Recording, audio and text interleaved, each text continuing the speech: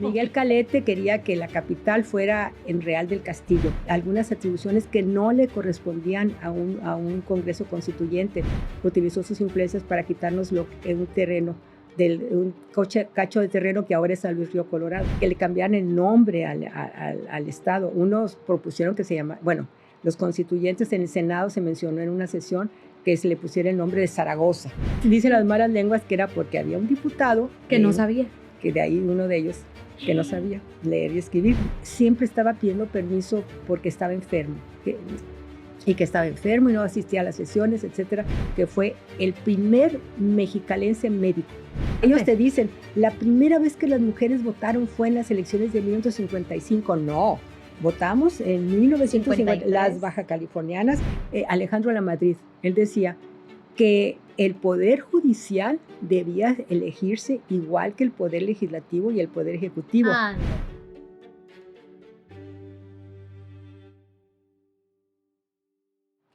Hola, ¿qué tal? Qué gusto saludarlos en esta edición muy especial del podcast Desde tu Congreso. El día de hoy tenemos un episodio dedicado al Día del Constituyente por esta celebración del 72 aniversario y tenemos el honor de tener con nosotros a una persona que ha dedicado su vida entera, todo su trabajo, por más de 50 años o alrededor de 50 años, vamos a ponerlo así, a recopilar datos, información sobre cómo se formó la historia de la Constitución de Baja California. Quienes nacimos, crecimos y residimos aquí, pues debiera importarnos porque siempre tenemos que voltear a ver la historia para poder formar un mejor futuro. Aide Grijalva, ¿qué tal? Bienvenida sea usted. Muy buenos días, muchas gracias por invitarme. Les agradezco mucho, es un gran honor para mí estar aquí con ustedes, participando en este conversatorio. Para nosotros, en verdad, más gracias por concedernos esta entrevista. Antes de comenzar con un poquito de esta historia, quiero decirles un poco de datos de la amplia trayectoria. De verdad que es muy amplia su trayectoria, pero para que sepan quién nos está hablando, a quién tenemos frente al micrófono, una persona, como les digo, muy importante para todo el estado. Aide Grijalva es maestra en Ciencias Sociales por Flaxo, México. Es licenciada en Sociología y profesora de enseñanza media y superior por la UABC. Hasta su jubilación en abril del 2022 fue investigadora de la UABC por, escuchan esto, 49 años ininterrumpidos. Justo lo platicaba ahorita, ¿verdad? Bueno, fueron temporadas en que fui investigadora y en otras estuve con trabajos, con responsabilidades administrativas. Estuve en las dos funciones, la académica y la administrativa. Excelente. Siempre con la UABC, sí, con los cimarrones. Sí, nada más con la UABC. Excelente. Durante 15 años coordinó el proyecto de investigación Baja California en el Archivo General de la Nación. Es decir, estuvo también siempre muy conectada con el centro del país. Es que estaba viviendo allá porque era representante de la universidad. Entonces aprovechaba que estaba en la Ciudad de México. Y pues la Ciudad de México nos ofrece muchas posibilidades para nuestro desarrollo académico. Qué gran honor ha de haber sentido en aquel momento, aunque también mucho trabajo, ¿no? Arduas labores. No sabe lo que es trabajar archivo, ¿eh? Me imagino. Ahorita nos contará experiencias, con mucho gusto, es lo que queremos escuchar. Y obviamente lo que nos trae aquí el día de hoy es que ella publicó en coautoría con Manuel González Oropesa el Digesto Constitucional Mexicano, que es la Constitución Política de Baja California. Aquí se los voy a mostrar. Es este libro que la verdad... Les contamos un secreto, aquí en el Congreso del Estado, de manera pues habitual, lo vemos, lo leemos. Hay una persona dedicada a que a cada rato corrobora datos, porque en este libro que es de su autoría, en coautoría con Manuel, hay información sobre cómo se formó la Constitución de Baja California, sobre quiénes fueron esos 7 constituyentes. Un trabajo que tal vez está aquí, se ve muy sencillo, pero que le costó muchos años y pues mucha labor, ¿no? Que justamente es lo que le queremos preguntar. ¿Por qué primero quiso usted investigar sobre Baja California? ¿Por qué la historia? Bueno, la historia, como todos los que estamos en este ramo, es una gran pasión, es básicamente una vocación. Por eso constantemente encuentras gente que le gusta la investigación histórica, que le gusta saber de su pasado, aunque no tenga la formación académica, ¿no? Claro. Ahora, en este caso fue una cosa muy providencial. Resulta que yo coordinaba, aprovechando que estaba en la Ciudad de México con el cargo de la representación, un proyecto que titulamos Baja California, nuestra historia, que consistió en publicar una serie de libros, estos libros que se han publicado a lo largo del tiempo sobre la historia de Baja California, pero que la gente no conoce, entonces a reeditarlos. Sí.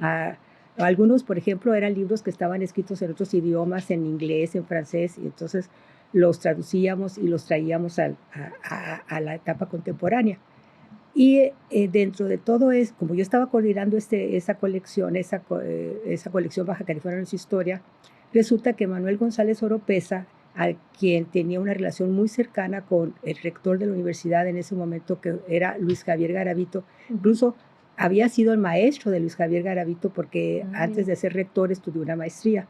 Entonces tenía una cercanía con él y le propuso publicar este digesto. Resulta que Manuel González Oropeza ha publicado esos digestos constitucionales de diferentes estados de la República. Muy bien. Un digesto es una compilación de documentos legales, de jurisprudencia, de opiniones de tipo legal sobre un determinado acontecimiento histórico. Y él se ha dedicado, incluso si tú te pones a revisar el Google académico de Manuel, encuentras que ha publicado el digesto de Baja California Sur, de San Luis Potosí, de Querétaro, de la Ciudad de México, etc. O sea, se ha especializado en eso. ¿Y usted se quiso unir a ese trabajo?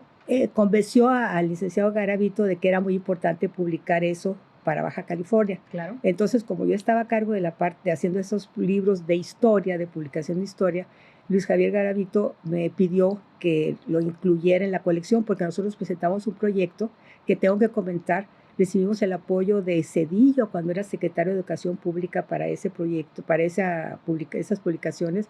Y gracias a que, no sé, tú no lo conoces, Antonio Mesa Estrada, un mexicalense que fue secretario particular de Ernesto Cedillo cuando él fue secretario de Educación Pública, nos abrió la puerta y nos permitió, él cabildió para que nos dieran ese apoyo. Ese apoyo no me lo dieron a mí, se lo dieron a la Universidad de Baja California. Incluso hubo una ceremonia muy rimbombante donde vino el entonces secretario de Educación Pública a hacer la entrega de ese apoyo que era de más de $500,000 de pesos, que era un dineral porque el dólar estaba creo que a 2 pesos, a 3 pesos. ¿Sí? Bueno, el caso es que como estaba yo haciéndome cargo de esa serie de publicaciones, él me pidió que le incluyera en la colección. Y entonces, pues, ¿qué hacíamos si el rector te la pide? Ni modo obviamente. Decirle que no. Y así fue que nosotros empezamos a hacer esa compilación. En esa época yo tengo una amiga, Patricia Moisén, que dirigía el Museo Legislativo, que está en la Cámara de Diputados, ella se llama Patricia Moisén y el museo se llama Sentimientos de la Nación. Entonces ella me dijo, fíjate que hay un archivo histórico de todo el Congreso de la Unión, de todo, entonces ahí fue, y está digitalizado, nos informó. Y nosotros pues... Ahí va a ser. No, dijimos, de aquí somos, pero no sabíamos en la que nos metíamos, porque resulta que es un sistema muy, muy, muy amable, que tú pones la palabra Baja California, pones el año y te salen los documentos que hay sobre Baja California y de ese año. Pero resulta que todos están digitalizados, o sea que no estaban escaneados. ¿Y qué tuvimos que hacer nosotros? Primero tuvimos que hacer la búsqueda, que fue una búsqueda muy larga. Después, transcribir los documentos, o sea, estaban escaneados, digitalizados, transcribir los documentos. Tomar una serie de decisiones de tipo editorial, de homogeneizar la presentación, los nombres propios, etc. Y sobre todo, definir el periodo. Porque nosotros podríamos haber terminado con cuando se presentó y se entregó al gobernador provisional la Carta Magna de Baja California, pero decidimos alargarlo y llegamos hasta que fue el primer gobernador, la primera legislatura constitucional, los primeros senadores, que fueron Esteban Cantú y don Leopoldo Verdugo Quirós, y la segunda diputada, que fue Aurora Jiménez de Palacios. Y lo empezamos antes, lo empezamos desde que Miguel Alemán, que en ese momento era presidente de México, anunció en el informe presidencial de septiembre de 1951 que iba a mandar el decreto para la creación del estado de Baja California. Entonces lo empezamos un poquito antes del decreto del 16 de enero de 1952, porque lo anunció, luego lo mandó la iniciativa, luego se autorizó por la Cámara de Diputados, luego por los senadores, luego por las legislaturas locales, todo un proceso, todo un proceso. Y empezamos esto y lo terminamos después. O sea, hubiéramos podido empezar el 16 de enero del 52 y terminar con la entrega de la 16 de agosto de 1953, que se le entregó al gobernador provisional el texto constitucional, pero lo alargamos. Primero es lo que le quiero decir, gracias por haberlo alargado, porque si no, no hubiéramos tenido gran parte de toda la historia de lo que se desarrolló acá en lo local, todo lo que vino después de ese documento que vino de la nación. Es lo que le quiero preguntar, son las primeras preguntas. Háblanos un poquito del contexto histórico de México, qué estaba pasando, cómo es que llega aquí la primera constitución al estado número 29. Bueno, lo que pasa es que nosotros éramos el territorio norte. Yo no sé si tú sepas, pero lo que hoy es el estado de Baja California, la superficie territorial de lo que hoy es el estado de Baja California, primero fue Partido Norte de la Baja California. Eso existió a raíz de la guerra con Estados Unidos, la invasión estadounidense más bien, en donde perdimos la mitad de nuestro territorio, que ya sabemos, etcétera. Y ahí, por ejemplo, cuando nos quedamos nada más con la península, entonces la península se convirtió en territorio con dos partidos, el Partido Norte y el Partido Sur. Qué curioso. Ajá. Luego, esa fue una categoría política. Después nos convertimos en el Distrito Norte de la Baja California con Porfirio Díaz a partir del 1 de enero de 1888. ¿Cuál fue la gran diferencia? Que cuando fuimos partido, el jefe político, el encargado de las riendas de un territorio que tiene 1,200 kilómetros de largo, está considerada una de las penínsulas más largas del mundo, incluso más larga que Italia. Wow. Tenía un jefe político allá en Loreto, imagínate en el siglo XIX, sin aviones, sin teléfonos, etcétera, todo por barco. Pues la parte norte estaba totalmente abandonada, era terreno salvaje. Era terreno así de las luchas del viejo oeste, tal cual. Sí, claro. Bueno, y luego después con Porfirio Díaz fue cuando ya se elevó la categoría política, y la gran diferencia fue que ya tuvimos un jefe político para el Distrito Norte y un jefe político para el Distrito Sur. Y en ese momento el centro donde había más población, la actividad económica era Ensenada, y ahí es donde residía el jefe político del Distrito Norte de la Baja California. Después acuérdate que la capital se cambió a Mexicali. Sí. Bueno, ¿cuál fue el motivo? Pues simple y sencillamente pues el boom agrícola el boom agrícola. Sí, desarrollo agrícola. Ensenada era chiquito y tenía una relación muy íntima con el sur de California. Y barcos, la gente usaba el barco para ir y venir los fines de semana, etc. Sí. Entonces, cuando empieza, se le atribuye a Esteban Cantú, pero fue antes de él, fue con Baltasar Avilés. Bueno, y luego entonces somos Distrito Norte hasta 1931, que nos convertimos en el territorio norte de la Baja California junto con el territorio sur. Okay. Entonces lo que hicimos fue la conversión del territorio norte de la Baja California en el estado de Baja California, precisamente con el argumento principal fue el gran aumento demográfico. Se calcula que era un 410% del crecimiento demográfico. Fue el programa Bracero, el desarrollo agrícola, el cultivo del algodón, toda una serie de factores. Era muy atractivo que la gente viniera para acá. Toda una serie de factores que favorecieron el crecimiento del entonces territorio norte de la Baja California, y convertirlo en estado. Ya teníamos, cuando se tomó la decisión, se calcula, porque había habido un censo de 227,000 habitantes, ¿no? O sea que ya teníamos derecho. Claro que el territorio sur se convirtió en estado hasta la época de Luis Echeverría. Ok, ¿no? Sí. O sea, nosotros fuimos primero. Fuimos primero, el estado 29. Háblenos de eso, aboquémonos a la fecha crucial de nosotros. Estamos en el marco de la celebración de este 72 aniversario, el Día del Constituyente. Anécdotas, cuestiones, ¿cómo se dio este entorno? ¿Quiénes eran esas 7 personas que fueron los primeros constituyentes? Bueno, pues fíjate que es una cosa muy curiosa. Fueron 7 diputados constituyentes, de los cuales 4 casualmente eran de Mexicali. ¿Verdad? Pensó que del mismo partido. También bueno, vamos a hablar de ello. Todos eran del PRI. Todos eran del PRI. Sí, pero también había el PAN, y también estaba la Federación de Partidos del Pueblo, y estaba la Unión Nacional Sinarquista. Sí había actividad, actividad política. Sí, pero la maquinaria del PRI pues era la fuerte, ¿no? Okay. El PRI se había creado recientemente, como partido el nombre de PRI fue en 1946 y su primer presidente del PRI fue don Rodolfo Sánchez Taboada, que fue el gobernador de lo que entonces era el territorio norte de la Baja California. Es el gobernador que más años ha durado en el cargo. Duró 7 años. 7 años. 7 años. Si hubiera durado más, pero él renunció, ¿no? Muy bien. Sí, estaba muy enojado porque Abelardo Rodríguez utilizó sus influencias para quitarnos un terreno, un cacho de terreno que ahora es San Luis Río Colorado. O sea, mira.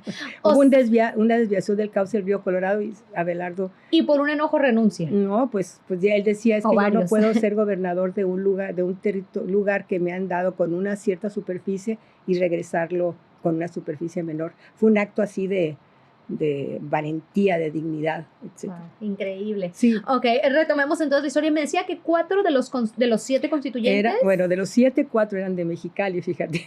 Ok, 4 de Mexicali. Casualmente, porque era cuando Mexicali, en la década de los años 50, era el centro de gravitación económica de Baja California. Era el boom algodonero. Estaba lo que la famosa Compañía Industrial Jabonera del Pacífico, donde ahora está la Plaza Cachanilla. Había una serie de algodoneras.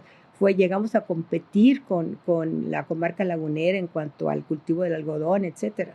Entonces, era evidente que eso. Entonces, de los 7, 4 eran de Mexicali. El cuarto diputado era de un distrito que era del Valle Mexicali y lo compartía con Tecate, que incluso protestaron los campesinos del Valle diciendo, no, que tiene que estar siendo Tecate, que sea puro Valle de Mexicali. Y los otros 2, el quinto y el sexto eran de Tijuana y el séptimo era de Ensenada, ¿no? O sea, ahí te das cuenta cómo estaba el reparto. Dividido. Sí. Y aquí viene muy bien especificado los límites de cada uno de los distritos. Qué gran trabajo que se realizó. Sí. Y háblenos de esos momentos, seguramente, pues ya nos estaba platicando de que el gobernador en algún momento estuvo muy molesto por una cuestión de tierra. También entre ellos, me imagino, los constituyentes, a pesar de ser del mismo partido, tal vez, supongo hubo algunas discrepancias al momento de formar la Constitución. Muchas, creo que muchas. Muchísimas. Esta Constitución, ¿sí la mandaron como del centro del país y ellos la tuvieron que renovar o cómo fue? No, para nada. Cuéntanos, por favor. No, mira, se eligieron el 29 de marzo, el 30 de marzo se accedieron ganadores, todos eran PRI, pero sí hubo... ¿Se votó por ellos? Sí, votó por ellos. Se utilizó todavía, por ejemplo, como nos estábamos inaugurando como Estado a la vida política, la credencial que se tenía la gente tenía credencial de elector porque participaba en las elecciones para presidente, pero no para gobernador. Claro. Y sí participaba en las elecciones para nuestro único diputado, que en el momento del decreto era una persona, Enrique Ansaldo Arellano, que era del ejido Mazatlán, de la zona de Rosarito. Muy bien. Había un diputado como de la zona. Un diputado. Nada más teníamos derecho a un diputado porque éramos territorio. Después, el otro diputado que tuvimos ya en la siguiente, y él firma en el decreto de creación del Estado de Baja California. Bueno, pero a lo que voy es que ellos se instalan exactamente el 5 de mayo, hay una ceremonia muy pomposa, ¿no? Donde se instala el Congreso Constituyente. Fue en la sala de recepciones del Palacio de Gobierno. Palacio de Gobierno. Palacio de Gobierno, que ahora es lo que es Rectoría. Rectoría. Ajá, muy bien. Sí. Lo de Cine Culto es la toma de posesión de Braulio Maldonado. Muy bien. Bueno, entonces se instala el Congreso el 5 de mayo y ellos empiezan a trabajar a partir del 6 de mayo. Se crea una comisión redactora en la cual participan 5 de los 7 diputados constituyentes y el presidente de esa comisión redactora es el diputado por Ensenada, que es Evaristo Bonifaz. Le dan 15 días para que presente el primer proyecto, entonces él pide que le den una prórroga y le dan otros 15 días y presenta lo que le llaman la primera lectura de su proyecto de constitución política. Después ellos tienen una serie de reuniones en todo lo que es el mes de mayo y todo lo que es el mes de junio. Y el 3 de julio toman la decisión de moverse a Tijuana por el asunto de las altas temperaturas. No aguantaron el calorcito. No, pues no lo aguanta uno ahora, imagínate, que en aquella época que no había estos aparatos tan sofisticados de refrigeración.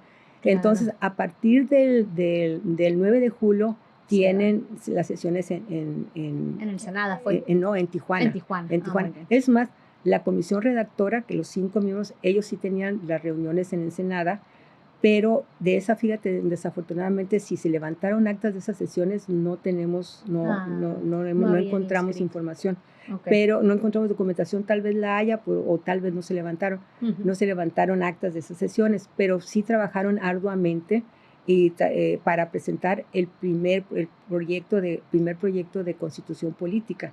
Okay. Y ahí, bueno, aparte había la comisión de corrección de estilo, que estaban otros diputados. Los otros que faltaban, ¿no? Faltaban 2 más 1 que se colaba, etcétera. El caso es que tienen el colado, lo vamos a ver. Sí. Entonces presentan la primera lectura, ¿no?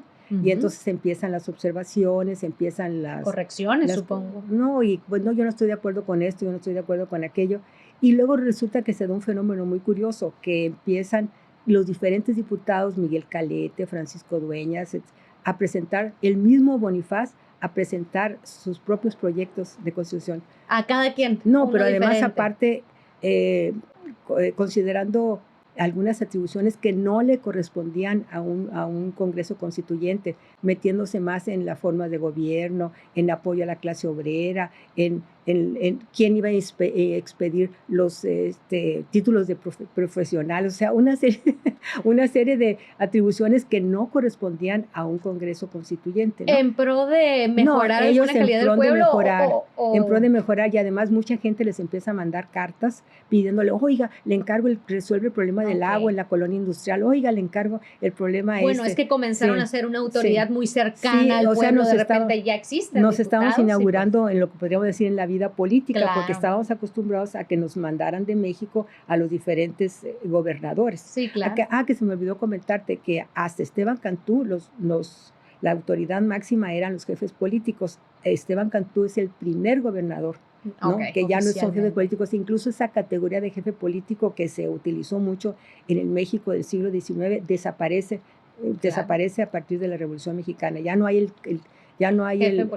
la categoría de jefe político, ¿no? Entonces, cada quien dice, yo quiero proponer yo también. Entonces, muchas propuestas. Pero hay unas cosas así buenísimas. Por ejemplo, Miguel Calete quería que la capital fuera en Real del Castillo, porque según él había sido la primera capital cuando nos convertimos en distrito, ¿no? Okay.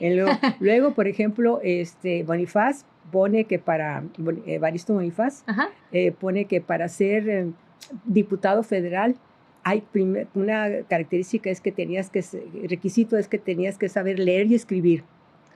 Pues bueno, pero eso se dice las malas lenguas que era porque había un diputado que no sabía, que de ahí uno de ellos que no sabía leer y escribir, dicen que era analfabeto, pero no me consta porque no. Sí, no más. Aunque era rumores. Un prominente empresario, ¿no? Ok, muy bien. Sí. Ay, qué curioso. Sí. Y luego, por ejemplo, se empezó a manejar que le cambiaran el nombre al Estado. Unos propusieron que se llama, los constituyentes en el Senado se mencionó en una sesión que se le pusiera el nombre de Zaragoza. Y luego había un señor muy famoso que se llamó Vito Alessio Robles, ¿no? Muy conocido en Tijuana y creo que también periodista, que él sugirió que le pusieran el nombre de Cuauhtémoc. El caso es que, al estado de Baja California. Imagínense, nuestro sí, estado. Pues, por ejemplo, como esta tontería de quitarle el nombre a Palaco y ponerle González Ortega, ¿no? Cuando en realidad debería llamarse Palaco, ¿no? Claro. Se o siguen Cuervos, dando, que se siga llamando Cuervos, ¿no? Sí, claro. O en México, que el San Juan de Letrán la cambiaron por el eje central Lázaro Cárdenas, ¿no? Así es. Se hacen ese tipo de cosas. Sí, que realmente no tiene mucho sentido, ¿no? El cambio del nombre. Sí, las comisiones de nomenclatura ahí tienen dolores de cabeza muy fuertes, ¿no? Me imagino. Sí. Entonces, por ejemplo, entre ellos había un diputado, Francisco H. Ruiz, que es de Tijuana, que siempre estaba pidiendo permiso porque estaba enfermo, y que estaba enfermo y no asistía a las sesiones, etcétera, que estaba en México y enfermo. Y dicen también ahí los corrillos políticos que en realidad no es que estaba enfermo, es que él andaba ya en México cabildeando y más o menos poniendo al tanto a la Secretaría de Gobernación y a las altas esferas políticas del de lo que estaba pasando acá. Que estaban teniendo en Baja California. Bueno, O sea, andaba, ¿qué te podríamos decir? Es que lo lees, los documentos, y hasta te da ternura porque te das cuenta de que todo lo hacen con muy buenas intenciones, ¿no? Sí, pero, claro. pero sin tener, aunque algunos de ellos eran abogados, sin tener el background de lo que estaban haciendo. Es una, bueno, yo me imagino que yo hubiera estado también muy emocionada y queriendo cambiar. Idea tras idea, ¿no? Tras idea, claro, ¿no? Claro. Bueno, yo, por ejemplo, hice por ahí un trabajo sobre la tesis de licenciatura del doctor Francisco Dueñas Montes, que no sé si tú sepas, que fue el primer mexicalense médico. Ah, mira, se no graduó en 1930 con una beca que le dio Abelardo Rodríguez en aquella época. Pero bueno, a lo que voy es que él siempre tuvo una actitud muy, muy crítica, muy disidente. Y esa actitud crítica y disidente, yo cuando leí sus memorias y hice ese trabajo sobre su tesis de licenciatura como médico, ¿no? Sí. Llegó a ser también director del Hospital Civil de Mexicali, después creador de la Normal, porque aparte fue profesor y luego médico. Él, esa actitud política crítica la manifiesta a lo largo en sus participaciones en las sesiones de Congreso, del Congreso Constituyente. Y luego, por ejemplo, hay una cosa muy curiosa. Las sesiones que se van a cabo en Mexicali, todas eran transcripciones literales de las participaciones. O sea, pido la palabra, sí, le doy la palabra, sí, todo así muy literal. En cambio, las de Tijuana eran resumen de las participaciones. Si tú revisas las actas de las sesiones, te das cuenta de la diferencia. En unas era transcripción literal, dijo esto, y en cambio en las de Tijuana, la persona encargada de hacer el levantamiento de esas actas... Y nadie dijo nada nunca, de que, oye, hay diferencia entre... pues no sé si lo han dicho, pero lo digo yo ahora. Sí, claro, lo hizo notar, pues. Ok, entonces... Hubo mucha discrepancia entre ellos y finalmente... No, simpatiquísimos. Mira,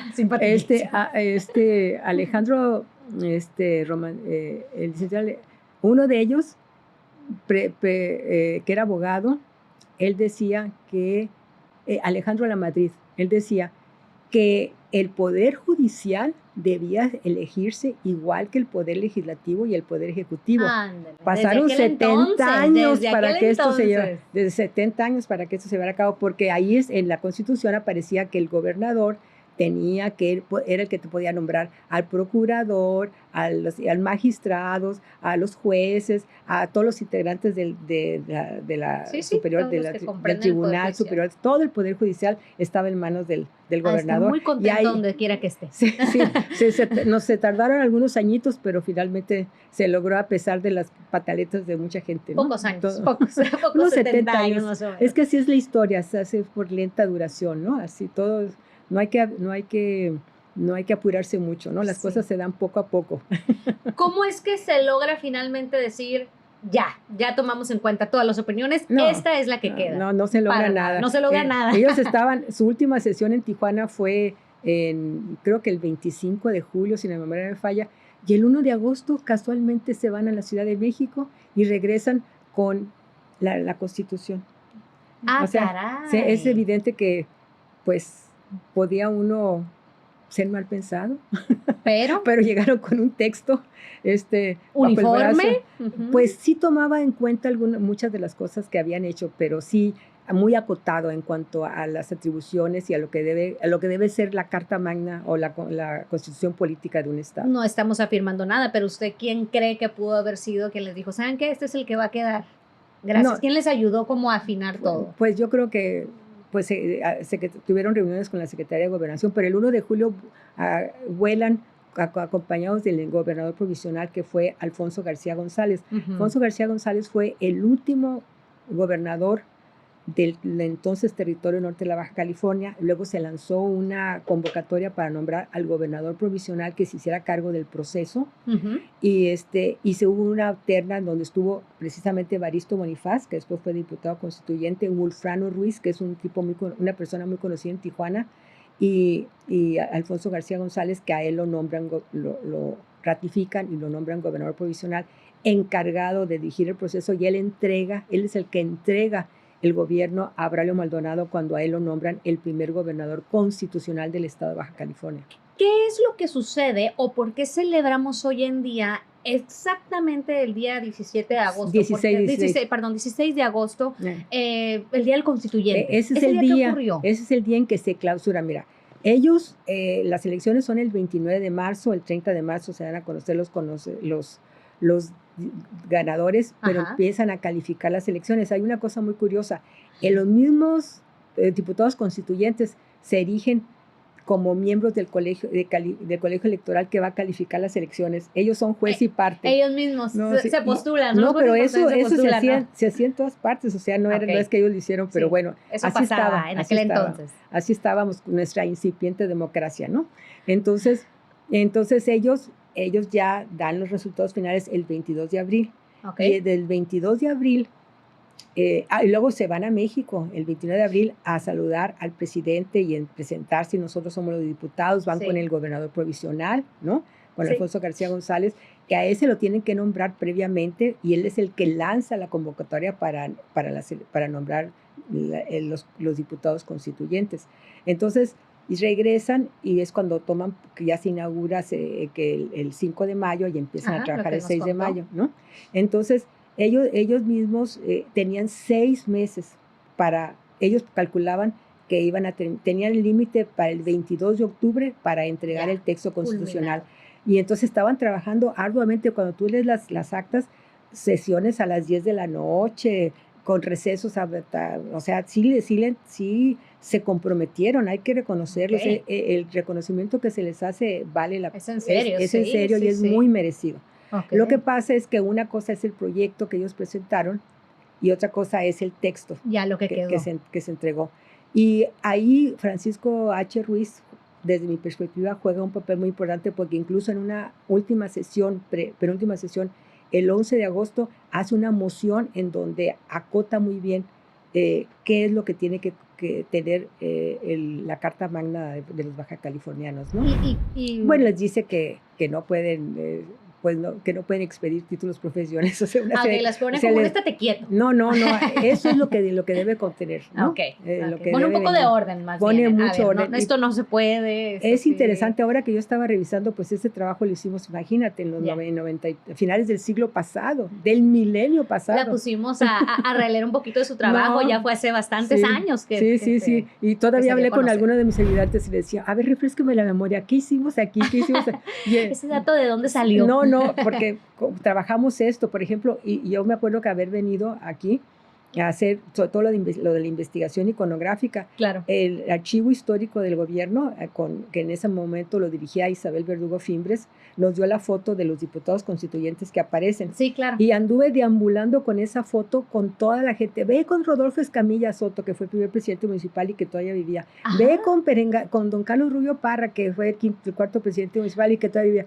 Y nadie sabía. Voy llegando con el licenciado Milton Castellanos Everardo, que reconoció a todo mundo, me dio los dos apellidos, el cargo que tenían. Yo me quedé paralizada, tenía una memoria prodigiosa. Y murió en el 2011 de 90 años. Wow. O sea, impresionante. Esa fotografía está identificada por él.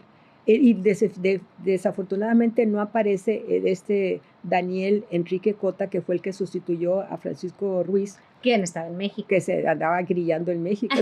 Cabildeando. Ajá. Sí, claro. ¿No? Ok, ya me imagino su emoción de cuando por fin alguien que fue el señor Milton Castellanos le pudo dar referencia. Son ellos, LCS. Sí. Y a raíz de eso me dijo el licenciado Milton Castellanos, ¿y de qué se trata esto? Pues fíjese que estamos haciendo bla, bla, bla. Ay, fíjese que yo estoy escribiendo mis memorias. ¿Cómo? Y fue por eso que publiqué sus memorias. Se llaman Del Grijalva al Colorado. Sus memorias de él. Todo el mundo se volaba de mí porque decía, claro, se apellida después del Grijalva porque tú lo obligaste a que pusiera ese título. No, lo que pasa es que es el río Grijalva. Sí, claro. En otro momento estaría padre que nos platicara también de ello. Sí, fue una experiencia maravillosa. Ya luego le volvemos a invitar. La relación con el licenciado Milton Castellanos. Estábamos entonces en el punto de por qué el día 16 de agosto se hace la celebración. Bueno, porque entonces ese día se clausura el Congreso Constituyente y entonces se hace una ceremonia, fíjate, no ustedes se van a acordar, en el Teatro al Aire Libre que está ahora en Rectoría, pero que en aquella época era en el Palacio de Gobierno, que incluso ahí, por ejemplo, el licenciado Milton Castellanos tomó posesión como gobernador. Era un lugar muy concurrido, muy utilizado. Sí. Claro, es el 16 de agosto y te puedes imaginar la hora. Fue a las 9 de la noche. Claro, me suena lógico, no voy a decir que a las 3 de la tarde. Bueno, a las 9 de la noche y tú ves la fotografía y todos de trajecito blanco, ¿no? Porque pero, pues, pero aún así a las 9 de la noche sí, ya me los imagino. Sí, pero Ay, bueno. sí, yo cuando chequé dije, bueno, ¿y a qué horas fue? ¿Cómo que? Y fue en el Teatro al Aire Libre, ¿Sí? que cuando yo era chamaca, bueno, a ti no te tocó, pero cuando yo era chamaca, pues era un lugar al que íbamos muy seguido, ¿no? Una sola vez me llevaron, de la parte de la escuela. Y, sí luego, me tocó. y luego, por ejemplo, estaban ahí los señores que vendían raspados y todo. Toda una ¿no? verbena. Sí, era una verbena. Entonces, ahí fue que se dio como la clausura. La clausura, y le entregaron oficialmente al gobernador provisional, Alfonso García González, el texto de la Constitución de Baja California. Y él, a raíz de eso, fue que lanza la convocatoria para elegir la primera legislatura constitucional, o sea, los primeros 7 diputados, el gobernador y el primer gobernador constitucional, ¿no? Ok, ¿Y ya ellos para cuándo entran en turno, ya después de eso? No, ya se acabó, hasta ahí llegaron. O sea, sus 6 meses se acabaron 3 meses antes. Que es lo que le iba a decir, o sea, ellos habían puesto sueldo. que hasta octubre, sí. Pero desde agosto 16 ya lo entregaron, se acabó, listo, sí, gracias por participar. Hasta ahí llegó. Muy hasta bien, ahí llegó. ¿Y ya los nuevos, los que siguieron, ya cuándo empezaron? No, fíjate, fue el 25 de octubre. Fíjate, hay una cosa que también de ese año. De ese mismo año, unos mesecitos, lanza convocatoria. Nada más. Hay una cosa que hay que tomar en cuenta. En la Constitución Política de Baja California, es ese texto que entregaron, tanto en el proyecto, ahí era el artículo 102, como en el texto definitivo, que fue el artículo 98, ahí establecen que el derecho de la mujer a ser electa, a votar y ser votada. Fíjate, ¿eh? Sí. Y en la historia centralista nacional se dice que fue el 17 de octubre de 1953 y nosotros la Constitución lo tenemos desde el 16 de agosto de 1953, lo tenemos meses antes que ya estaba contemplado el voto de la mujer. Ya está.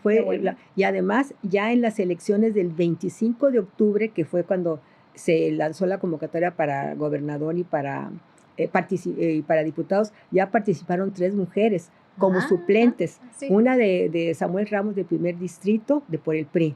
Otra suplente de Genaro Castro Gesenius por el PRI, por Tijuana, el 5º distrito. Y una suplente del primer distrito del partido ese que se llamó FPP, Federación de Partidos del Pueblo. O sea que ya hubo participación de la mujer y eso se desconoce. Yo creo que eso es muy importante que se reivindique. Sin duda. Y además el 25 de octubre ya las mujeres mexicanas, baja californianas, participaron ya votaron porque ya desde agosto ya habían recibido el derecho al voto y a ser votadas. Muy bien. Y eso no se conoce, o sea, porque conocemos lo del 17 de octubre del 53 a nivel nacional. Pero no aquí en lo local, que también fue una fecha importante. Ellos te dicen, la primera vez que las mujeres votaron fue en las elecciones de 1955. No, votamos en 1950, las baja californianas, y cuando votamos a los 2 primeros senadores y a la segunda diputada, que fue doña Aurora Jiménez de Palacios, también participaron las mujeres. O sea, nosotros, y eso fue en el 54. Casi no se recalca, ¿no? Ese dato, no es algo que mencionen. Se desconoce, como usted dice. Pero después de ese podcast, todo el mundo lo va a saber bueno, y lo vamos a recalcar. Esperemos. Historiadora, el trabajo fue muy arduo, recopilar todo esto, y sé que hay mucha más historia que no nos platicó, como ustedes pueden darse cuenta. Ya se acuerda muy bien de nombres y de fechas, pues increíblemente. Más o menos.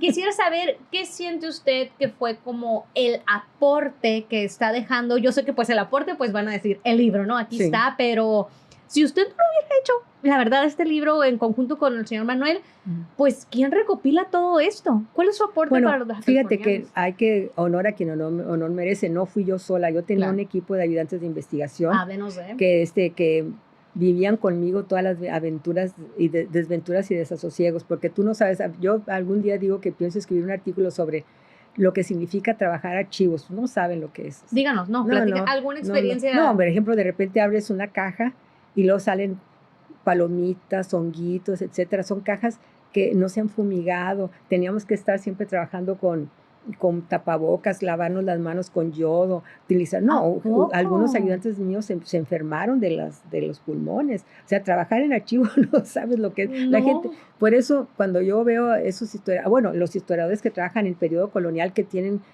que transcribir esos documentos ilegibles para uno, ¿no?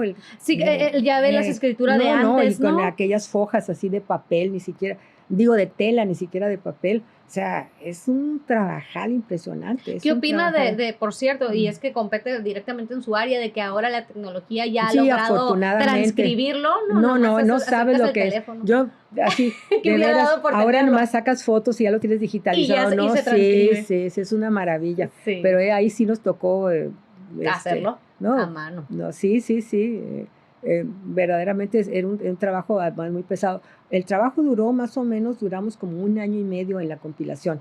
Manuel González Oropeza, él escribió parte del estudio introductorio, y nosotros le pasamos documentación en que encontrábamos que tenía que ver con el trabajo de su artículo. Incluso él decía que pusiera Manuel González Oropeza en colaboración con Aide Grijalva, pero dije, no, pues, pero nosotros hicimos la compilación. Fue un trabajo. Año y medio. ¿Aproximadamente cuántas personas eran las que trabajaban en su equipo? En el equipo, bueno, eran 3 ayudantes, Max Calvillo, Daniel Carlos Solano y una mujer, Maricruz García Ramos. Los 3 son historiadores. Los 3 historiadores. Sí, son bastante buenos, ¿no? Porque además sí conocieron lo que es el trabajo. El trabajo de archivo, como dice. Vuelvo a la pregunta, ¿qué siente de que, pues, gracias a usted, la verdad, tenemos aquí palpable y lo podemos seguir consultando en cada una de las visitas guiadas que hay aquí cada semana, y toda la gente, ¿no?, que quiera consultar algo de la historia de Baja California está aquí? Pues pero sobre todo los muchachos de derecho, ¿no? Los abogados que trabajan en derecho constitucional deberían ser obligatorio leer esto. Bueno, a mí me sorprende mucho, me da mucho gusto de enterarme de que está siendo tan consultado. Y fíjate, para esta publicación ya nos habíamos acabado el dinero de la SEP, y nos apoyó el que entonces era senador Amador Rodríguez Lozano, que nos hizo todo para que el Senado de la República nos diera el apoyo económico para publicar el libro. O sea, porque nosotros lo editamos, lo diseñamos, o sea, lo formamos editorialmente con mi equipo de trabajo. Entonces nos faltaba imprimirlo. E incluso, por ejemplo, la portada es de este pintor muy famoso baja californiano que se llama Carlos Coronado Ortega. Lo conozco, perfecto, lo he entrevistado. Sí, bueno, y entonces, que es un gran honor, ¿no? Un gran prestigio tenerlo a él como, ¿no? Ahora podemos reconocer un poquito sus trabajos, que son así medio locochones. Sí, locochones. Aquí podemos ver su marca ahora que lo dice. Sí. Entonces fue un gran apoyo. Y el Senado de la República, nosotros, el tiraje fue de 1,000 ejemplares y 500 ejemplares se fueron al Senado de la República. No sé en dónde quedaron. Los otros 500 los que se quedó a la universidad, para venderlos al público interesado. Pero sí me da mucho gusto y me sorprende, ¿no?, saber que está siendo consultado, y qué bueno que lo hicimos, porque la idea surgió de Manuel González Oropeza, ¿no? Y nosotros, pues ahí fue por petición del señor rector que hicimos la investigación y la compilación. Él incluso publicó después otro libro en donde él hace su propia compilación, donde menciona algunos documentos sobre más de otra naturaleza. Él tenía como otro equipo. Sí. Pues no sé, yo creo que sí. Ok. Sí, porque hay entre los abogados, me comentaba un amigo al que le hablé, que el digesto, ellos tienen un digesto justiniano, que es muy famoso cuando estudian derecho, porque fue una compilación que hizo este emperador de las leyes que había en aquella época. Entonces, de ahí viene el nombre de digesto. Digesto, ¿no? Digesto, que es compilación. Entonces, sinónimo de. Sinónimo. Y entonces Manuel González Oropeza ha hecho los digestos, siempre en colaboración con otros, me imagino con gente de la localidad. Porque claro. Siempre sí. Que son con los que se colabora, ¿no? Colaboraciones. Historiadora, qué gran honor. Gracias por haber aceptado esta entrevista. Sé que nos faltó muchísimo más detalles. A lo mejor luego... Hay una cosa que quiero mencionar. Por favor. En el artículo, te iba a decir, en el artículo 102 y en el artículo 98, que te digo que aparece lo del voto femenino. Eso me parece que es algo que había que recalcar, hacer énfasis. Porque sí, la mujer baja californiana siempre ha tenido mucha participación política, y además, aparte, participó mucho en las diferentes organizaciones y comités que se hacían para la creación del estado de Baja California. O sea, y eso por lo general se desconoce. Ajá, nadie lo menciona, pues, pero sí, realmente sucedió. Sí, y ahora que estamos en la etapa en donde se está reivindicando el papel femenino en las diferentes áreas, yo quisiera hacer énfasis en eso, porque tú ves que ellas tuvieron una participación activa antes y después de la creación del estado de Baja California. En algún momento, no sé si en la investigación usted vio si hubo mucha participación en cuanto a la votación de ese 25 de octubre, es decir, el porcentaje. Sí, hay un porcentaje, sí está, es un porcentaje como del 20 y tantos %, ¿no? Pues o sea, no es tan bajo. Se supone que hay diferentes cifras, porque no se ponían de acuerdo, imagínate. Me imagino. Y entonces, que más dicen que teníamos entre 224,000 y 227,000 habitantes. De esos, 120 y tantos mil eran ciudadanos, o sea, personas con derecho a votar. Y de esos 120, unos 50, cerca de 60,000 eran mujeres. Y de esas 60,000 votaron, pues, ¿qué te diré? La tercera parte, pero ya votaron. Se animaron. Ya votaron, o sea, paso a pasito, como se dice. Y además tenemos el honor de que la primera diputada federal de todo México fue la de Baja California, Aurora Jiménez de Palacios. Hay unas fotos estupendas en donde están en donceles, puros hombres, y ella en medio. Ay, es preciosas esas fotos, preciosas. Entonces, honor a quien honor merece. Ajá, sí. Historiadora, pues le recalco que fue un honor para nosotros también tenerla aquí. Quisiéramos entrevistarla más. Ojalá que luego la volvamos a entrevistar, ya tal vez de otros temas, pero siempre encaminados a saber la historia que nos formó, todos los que, como le dije en un inicio, vivimos aquí, es necesario que sepamos de la historia, porque si no, ¿cómo vamos a voltear a ver el futuro, intentar hacerlo mejor, ¿no? Bueno, lo que pasa es que hay un vicio en la enseñanza de la historia. La mayor parte de la gente, de los profesores, dan puros fechas y nombres. Y por eso muchos de los chicos, estudiantes de historia, odian la historia. Son como las matemáticas, la historia pero lo que hay que ver son los procesos. Lo importante es los procesos y la interpretación de esos procesos históricos. La evolución. Y además, como entender, esto nos permite entender lo que somos ahora. Por ejemplo, la propuesta de Alejandro Lamadrid de que los jueces, el sistema judicial se eligiera por voto. Sí, no, increíble. Pioneros. Historiadora, un gusto, un honor.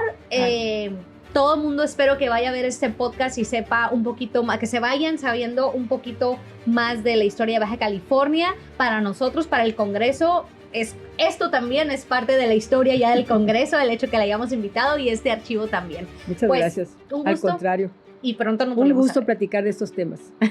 Gracias. Así es como nos despedimos de este podcast, una edición muy especial para el Día del Constituyente 72 aniversario. Leslie Arechiga para servirles.